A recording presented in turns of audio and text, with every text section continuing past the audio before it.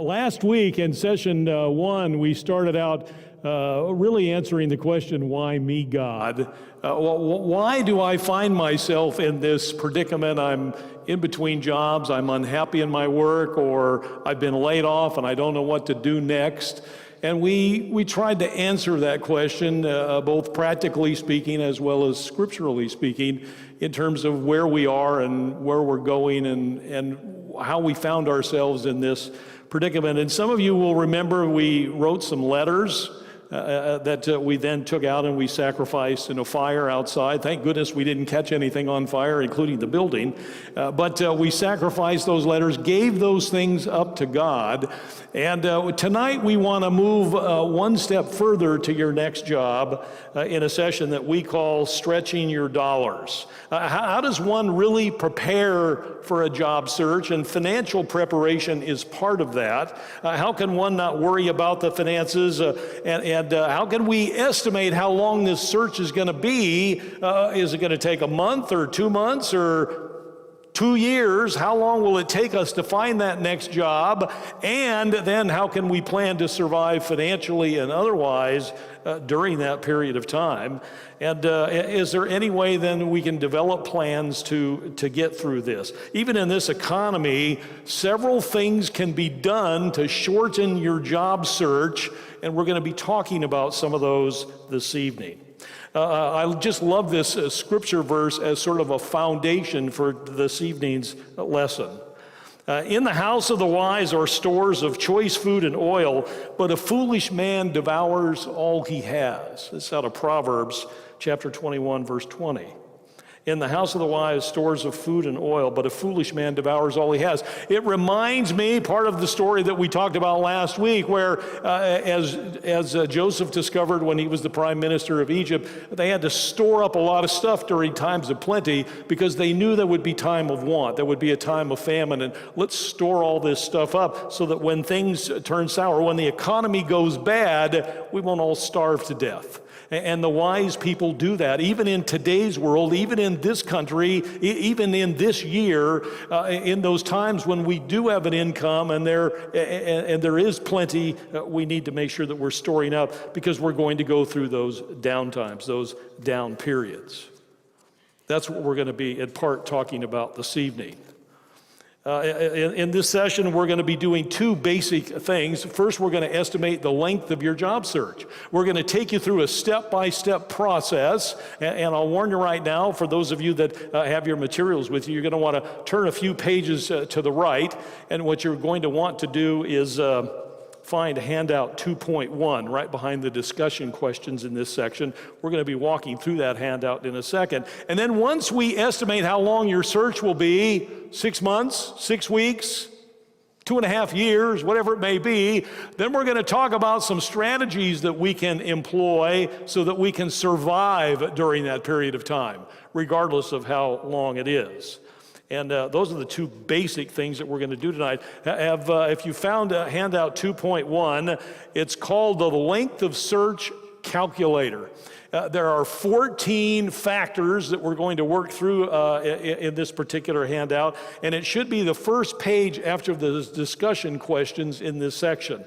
Now, there's always a little bit of confusion that goes through working through this exercise, and so we're going to go through this step by step, and I'm going to try and explain each step along the way as we work through this. And if you miss any step, you're not going to have a good number at the end, and the objective here in this 14-step process is for you to end up with a fairly good guesstimate in terms of how long your length of search is going to take you from tonight going forward.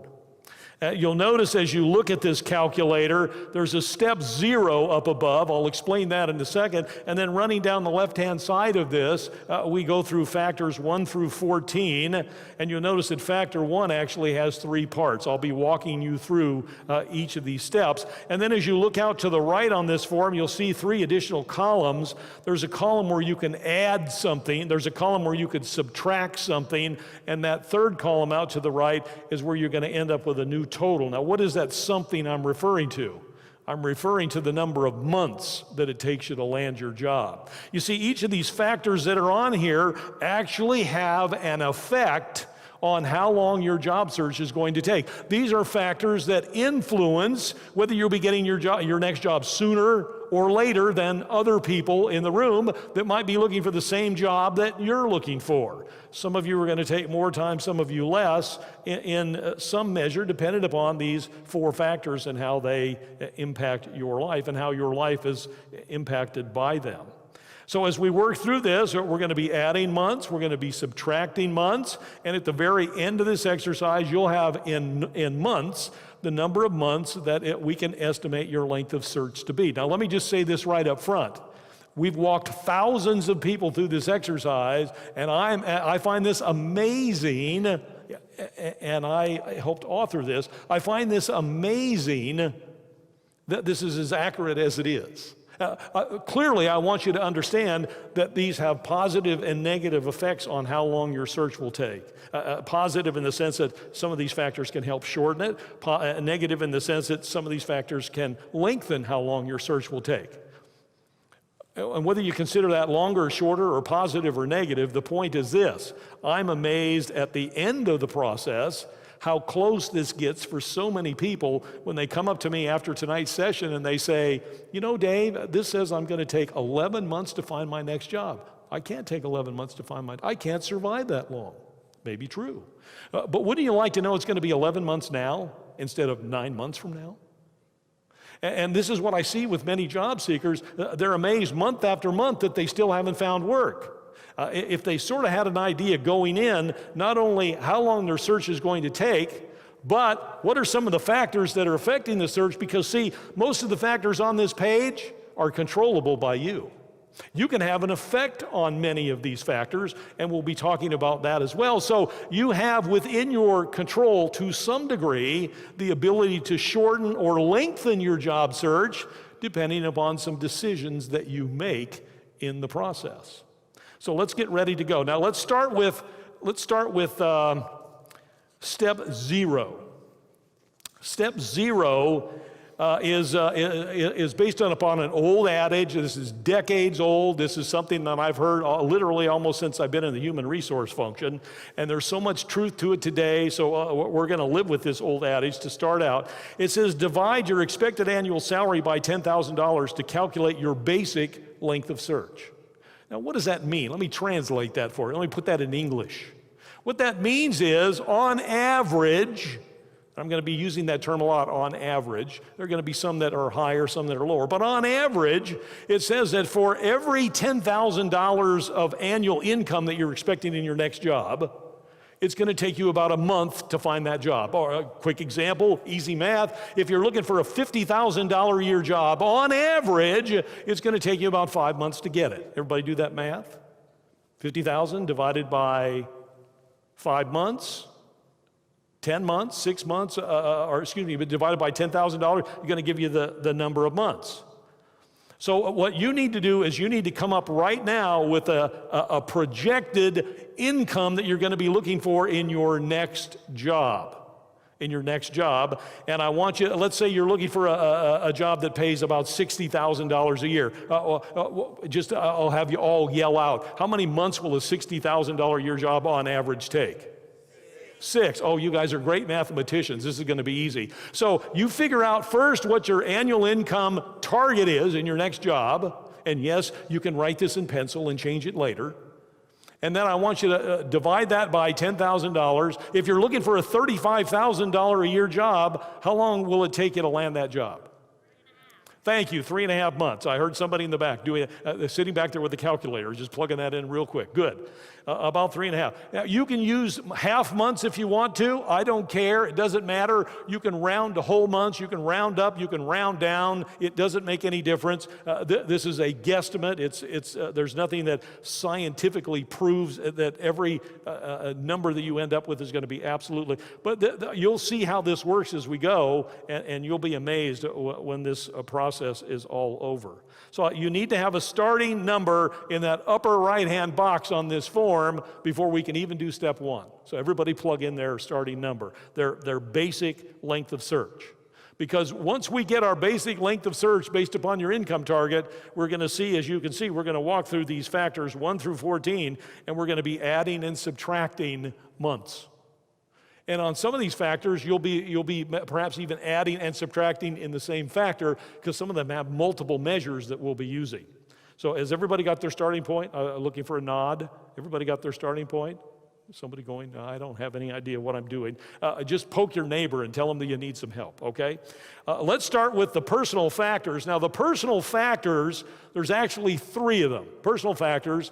And I like to say that the personal factors are things that you can't change about your job. This is one of the factors you can't change. Now, I realize that if you're going through a sex change operation, clearly you can do that, but probably not in time to impact this job search. So we're going to eliminate that probability or possibility. So we're going to talk about your gender, male or female. We're going to talk about your ethnicity, your race, if you will, and we're going to talk about your age, but we're not going to talk about your age in terms of the year. We're going to use age bands, 10-year age bands, and you'll see how this works in a second. And you'll notice that next to these factors, you're only going to be able to add months. In other words, if your gender isn't good, what does that mean, Dave? I'll define that in a second. If your ethnicity isn't good, bad term. If your age isn't good, you're going to be adding months down here. Now, let's dispel this good or bad thing right up front. That's the reason I use it.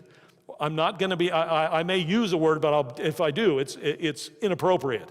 The correct is the norm. If your age is not the norm for that $10,000 a year, you're going to be adding months. On some of the other factors, you're going to be adding or subtracting. On some of the other factors, you're going to be subtracting only. Let's use our first example, gender. If you are a male, you are considered normal for this exercise at $10,000, 1 month for every $10,000 in earnings. Or to say that another way, it takes females a little bit longer to land the same job, the same identical job, with the same identical background than it takes males to land the job. Now, is there anybody that would suggest that's fair? And don't raise your hand. No, it's not fair. We're not up here to talk about what's fair. What we're trying to do is represent what's going on out in the marketplace, what's going on in the real world. And clearly, even today in our enlightenment, it's taking women on average, and ladies, what you can do, if you are a female, I want you to put a +1 in that box. You're going to be adding a month. So let's say that you started out, again, I want to use a simple example. You're looking for a $50,000 a year job. You started out with 5 months. If you and your neighbor next to you, male, is looking for that same $50,000 a year job, all other things being equal, and we know they aren't, but if they were, on average, it's going to take you 1 month longer to land the same job as it is to your male counterpart. Is that fair? Absolutely not. It's extremely unfair. It's extremely unnecessary. But that's the way the world, unfortunately, is working even today. So, ladies, you can add a month in there. Now, let me quickly go to race, ethnicity. If you are Caucasian in this exercise, you're just going to put a 0 in there. You're considered the norm in this particular factor. This $10,000 each month for $10,000 was built around white Caucasians, white Caucasian males.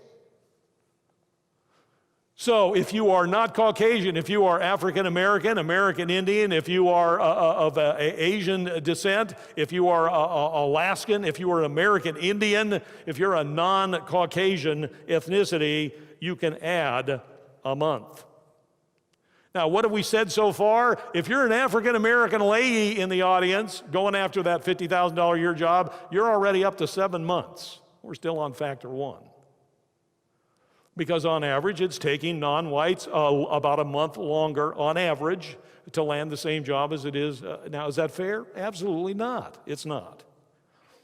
Now, let's go to the age thing for a second. The age is a little bit more complex.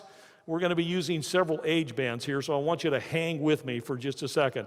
We're going to be talking about types of jobs, and we're going to be talking about age bands for those types of jobs. So let me go through this, and if anybody needs me to go back through it, just do one of these. Give me a hand signal, do one of these, and I'll go back through it, okay? Here we go. If you're in a good age band, let's say that you're looking for a senior level position, like a president's job, a CEO job, a senior vice president, a general manager job in a company. It's oftentimes referred to as a C-level executive position. If you're looking for that level position, the best age band to be in for that level position is 40 to 50 years old. If you're looking to be a CEO somewhere, like our friend Fred was a CEO in his previous job when he first came into our ministry, he was looking for that CEO level job. The ideal age band to land that position in the business world today is between 40 and 50 years old. Now, does that mean that 30-year-olds don't become CEOs? Doesn't mean that at all. Just means that on average it takes them a little longer to get it. Does that mean that 65-year-olds don't become presidents? Not at all. All the time they do. But on average, it takes them a little bit longer. Companies, if they could pick for age, and many companies would like to be able to, even though it's not particularly legal, the ideal age band for senior level management people would be in that 40 to 50. So if you're a senior level candidate for job and you're in the 40 to 50 age band, you're going to be putting a 0 down there. You're neither going to add nor subtract. But if you're a senior level candidate and you're younger than 40 or older than 50, you're going to be putting plus 2 months. You still get the jobs, it's going to take you a little bit longer. Let me move further in this age thing. Let's say you're looking for, sometimes this is referred to as a middle management position.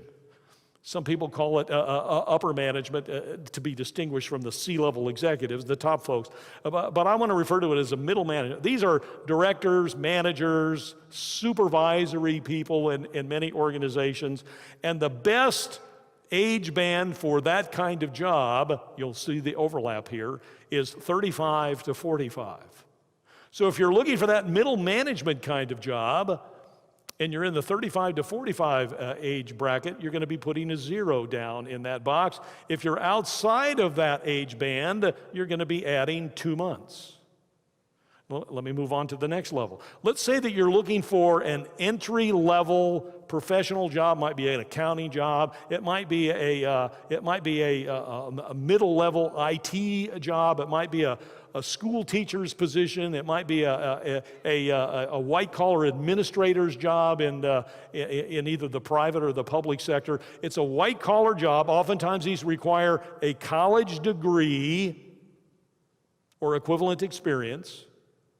They're not in any heavy supervisory role, but they have a significant professional designation that they're looking for. And the best age band for that level job is 30 to 40. Does that mean you can't get that job if you're 25? No. It means people get in there all the time that way. How about 55? Yes, 55-year-olds are landing those jobs too. But on average, it's taking them 2 months longer. So if you're outside of that age band, add 2 months.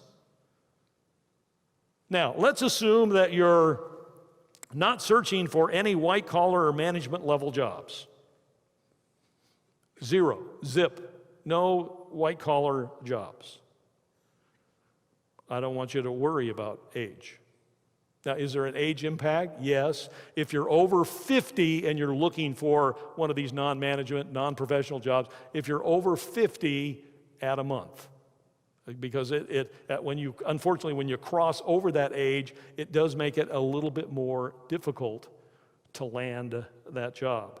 But other than that, if you're looking for a blue-collar position, a non-managerial, non-supervisory, non-professional, non-degreed kind of position, then all you have to worry about is nothing as long as you're over the age of 18 and under the age of 50. Is there some slight effect? Yes, but we're not going to split hairs with months and half months and half of half months and that kind of thing. All right, I hope everybody's clear on factor number 1. If not, I want you to catch me when we get into our question and answer session at the end. I want to move on to factor number 2, which is your work experience. They're not all as complicated as that age thing we just went through. Work experience, this one has a little bit of complexity to it in this sense. I'm going to give you 4 or 5 scenarios. If you don't fit any of these, I'm going to repeat them, and whatever one best fits you. If none of them fit you, then you're just going to put in a 0 and not carry anything forward. If you've worked for just a few companies, and by few, I'm going to suggest 2 or less, okay? If you've worked for a few companies. Now, let me make that 3. If you worked for 2 or 3 companies, you're going to be the norm. I want you to put in a 0 in this box. But write it lightly, because there may be some other things I have to say that might cause you to put a number in there, subtracting or adding. If you've had an uneven career path, now this is the way I want to describe the uneven career path. I need a little graphic representation here. If you've had work experience which has been uneven in this sense, you had a job with this level of responsibility, and then you got promoted up to this level of responsibility, then your next job was this level of responsibility, then your next job was a nice job like this, and then your next. In other words, if your career path has been one of these deals, I call that an uneven career path, rather than just nice, easy progression, continued salary growth, continued responsibility growth, and so on. If it's been uneven, I want you to add 2 months. If you've only worked for small companies, a small company by our definition in this exercise is revenue under $100 million. So if you've worked for small companies, or, well, let me give you that one first. If you work for small companies, add a month. If that's all you've worked for, small companies. No big deal, it's only small. Let's say you only had short stays with your companies. And by short stays, I mean under 2 years. Maybe you worked for 3 or 4 companies, and they've all been relatively short. 18 months here, 16 months here, 9 months there. Short stays in the companies, anything where they've all been under 2 years, add another month. Now, let's go one more. Let's say that you only worked for one company. I know people in the audience, as I'm looking around here, I know some of you that work for one employer for 20 or 25 years, 30 years. You only work for one employer, add a month. Now, I'm not going to ask you why that is. Let me just give you the quick answer. The quick answer is the reason that your search can take a little bit longer if you've only worked for one organization is, and again, this can vary based upon the target job that you're looking for, but if I can overgeneralize for purposes of this exercise, if you only work for one organization for 15, 20, 30 years, it means you've typically only learned one way to do things. And there may be 10 or 20 or 50 ways to get some of these work processes and procedures accomplished. So you don't have as broad a work background, very deep at 20 or 30 years, but not a broad enough background for some employers. So that can have a little bit of an impact in terms of lengthening your job search. If you've worked for a Fortune 100 company, and if you have, you know it. They were always telling you that they were a Fortune 100 company. From the time you interviewed and hired in, your new hire orientation, and probably 10 or 20 times a month after that while you were worried. You worked for a Fortune 100 company and had a substantial stay. If you were at that company for more than 5 years, you can subtract 2 months.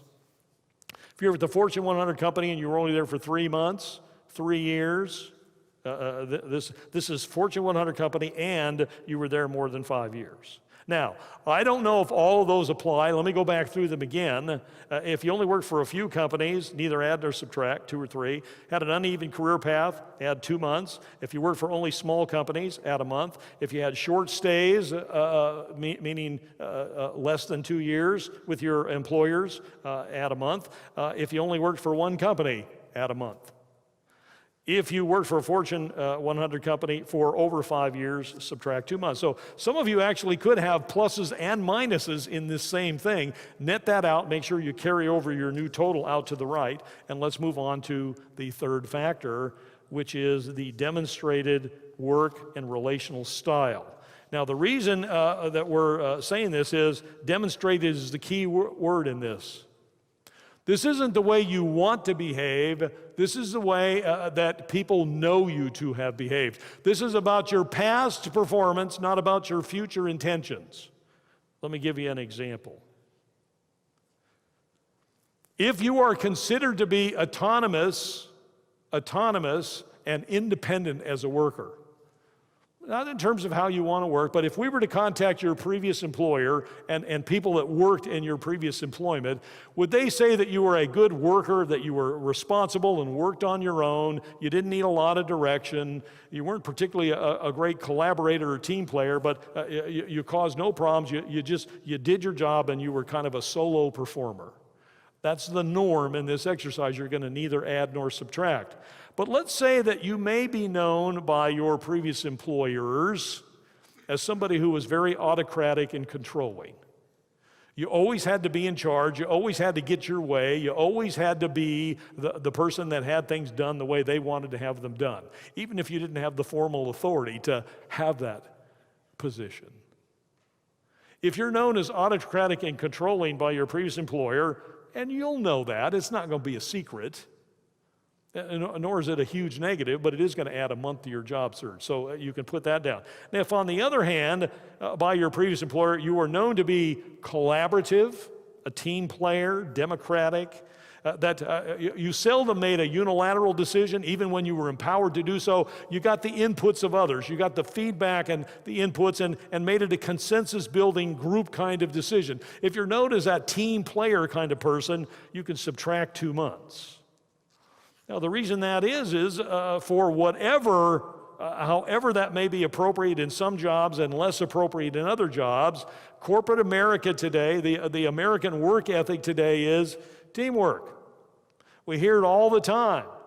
We hear it in all kinds of organizations at all levels of the organization. So when you're known as a team player, you're going to, with all other things being equal, you're going to be presumed to be a little bit more desirable as an employee. So that's why we take a couple of months off for that. Carry out your new total to the right, and let's go on to our fourth factor, which is employment status. Yes, whether you're working or not can actually impact how long your job search is going to take. It's been demonstrated for decades, and it's still true today. If you're working and trying to find a new job, on average, it's going to take you less time to find the job than if you're unemployed. Now, does that mean if you're unemployed, you can't find work? Well, if that were true, 95% of the working Americans would never work again. Some of you would have been out of work for the last 15 years because that's when you lost your first job. No, you can find jobs when you're out of work, but on average, it just takes a little bit longer.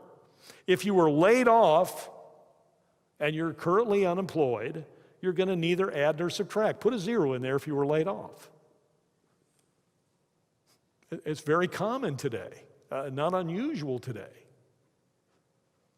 But, and here's the but, if you were fired and you're unemployed, I want you to add a month. And there's a difference between being fired and laid off. Now, I want to make this distinction before you write in ink pen in this exercise. If you were told that you were laid off and you were fired, you're going to add a month regardless of what you were told. Now, well, Dave, what's the difference between being laid off and fired? They told me I was laid off. Well, if you were the only one in a company of 2,500 people that was laid off, you've been fired. They might have tried to soften the blow for you by calling it a layoff, and you can count on it being a termination, a discharge, or a firing, depending upon how severe a language you want to use. If you were the only one removed and then immediately replaced by they hired somebody else to do the work, you've definitely been fired. That was not a layoff. A layoff is usually a group of people, and it usually means, if not forever, at least temporarily, it's a reduction in personnel on the payroll, and a reduction then more than just 2 or 3 weeks. It's a significant period of time in most cases. So if you were terminated, fired, discharged, and you're out of work, add a month. Now, if you're currently working, whether you're in your permanent kind of job, or some of you I know have taken bridge jobs. Maybe it's not that $45,000 or $80,000 a year job that, to replicate what you had last, but you've taken a bridge job. At least you're working 35, 40, 45 hours a week somewhere. It's not the job that you're trying to find permanently, but you've been there for a while, you've got a regular income coming in. If you're currently working either in a bridge job or your professional choice, you can subtract 2 months. On average, it's going to take you less time to find work. Let's go to factor number 5. After you carry out your new total, let's go to number 5, which is your marriage and family status. If you're single, divorced, or a dink, you're neither going to add nor subtract. Now, does anybody know what a dink is? A dink, D-I-N-K, stands for dual income, no kids. That means you're married, both of you in the marriage are employed, and you got no kids. Dual income, no kids. If you're a dink, or you're single, or you're divorced, neither add nor subtract. If, on the other hand, you're married with children at home, you could subtract a month. Now, if you're single and you like it that way, I'm not advocating that you get married so you can save a month in your job search. Some of you may jump to that conclusion, but that's not the lesson here. The lesson is this. When you're married with children at home, and I've never seen anything to prove or disprove this, but there is a common belief amongst employers of all ages that when you have children at home, you're a more stable, a more safe, a less risky hire. See, I remember early in my career, my wife and I were both working. We were dinks, in effect. No kids, and I remember on more than one occasion when things got kind of rough in her employment or things got kind of rough in my employment, I remember us sitting down. We were young and quite frankly foolish on many things, but I remember us sitting down and talking, you know what, why don't we both quit our jobs? Let's get a Volkswagen bus and we'll just drive around the country for a couple of years. We'll camp and we'll work some odd jobs so we can feed ourselves. We've saved up a little bit of money. We'll live in jeans and T-shirts. I remember I'm a product of the 60s, the 1960s, when a lot of folks were doing that because they thought that's the way the world should end up. My only point there is sometimes if you don't have the family, the mortgage obligation, the kids, maybe you aren't as stable as you are when you have those things. At least that's the belief of many employers. Let's move on after you carry over your total to the next factor, number 6, your self-promotion ability. This is how good you are at sticking your hand out and saying, "Hi, I'm Dave. Let me tell you about myself. I'm Dave. Let me tell you what kind of job I'm looking for." You can walk into a room like this, meet a handful of strangers, and feel very comfortable in some sort of non-egotistical, very appropriate self-promotion.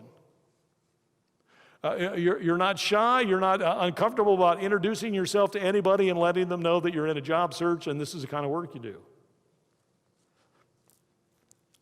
See, if you're somewhat reluctant to sell yourself, if you're somewhat reluctant to be a self-promoter, you're average. You're the norm. You're going to put a 0 in the column because most of the people in this room, most of the people in any room would fit that description. Most of us are not comfortable doing self-promotion for a whole myriad of reasons. If you ask a group this size, put your hands up if you would be real honest about whether or not you're shy. Most of the people who are shy wouldn't put their hands up. That's how shy they are. So self-promotion, Bill. If you're reluctant and do nothing about your, now you might admit to me tonight, yes, I'm shy, I'm going to put in a 0. Okay, but you're not done yet. If you're reluctant to self-promote and you say to yourself, "Dave, that's just the way I am, and I plan on staying that way," add a month. It's one thing to say that you've not been a good promoter and a good connector. That makes you average. But you have a negative impact by a month anyway if you're unwilling to get outside of that during this period of time that you're in a job search. So if you're reluctant, do nothing about it, add a month. Now, if you're not reluctant or you've somehow overcome any reluctance that you had, you're clearly in a minority in a room like this in terms of your self-promotability, you can subtract 2 months. This has a huge impact on your ability to land work.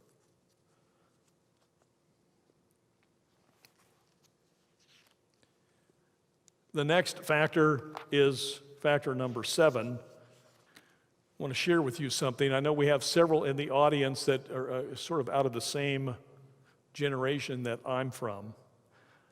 And I always like to share this, just as kind of a quick mind break from this exercise we're going through.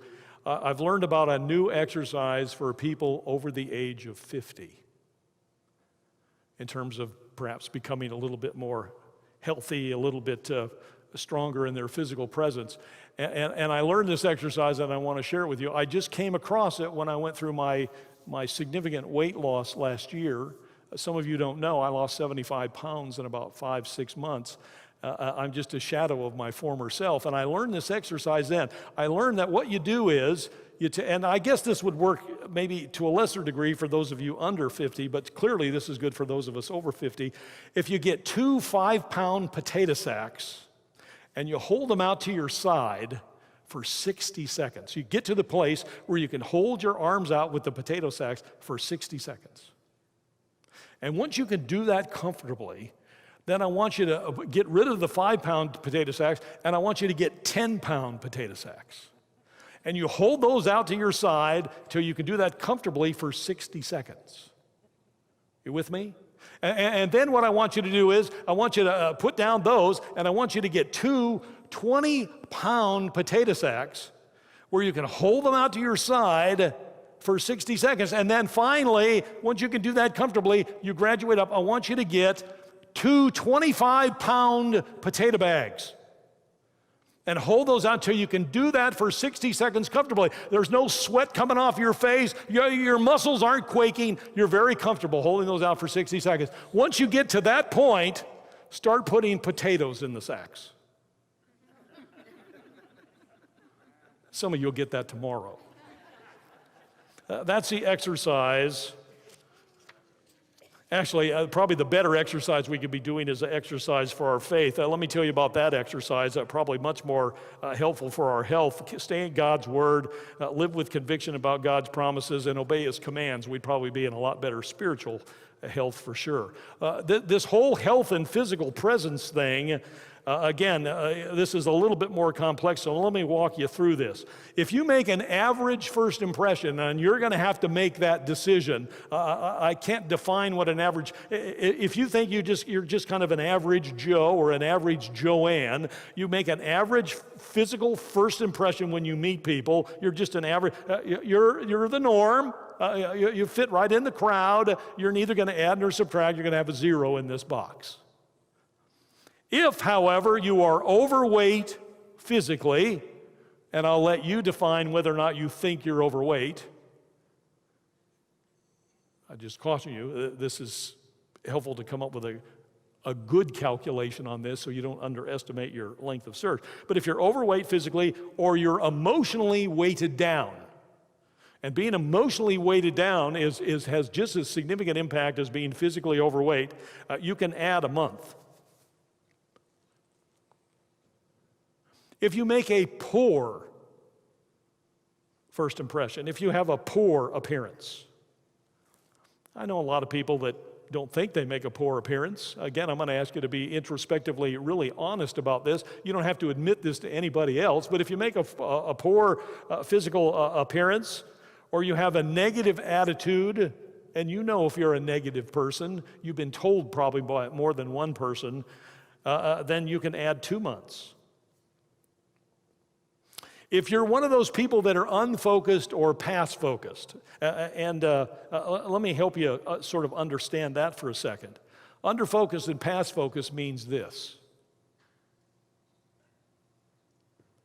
If every time I ask you, what kind of job are you looking for, you tell me the job that you used to have, that's called being past-focused.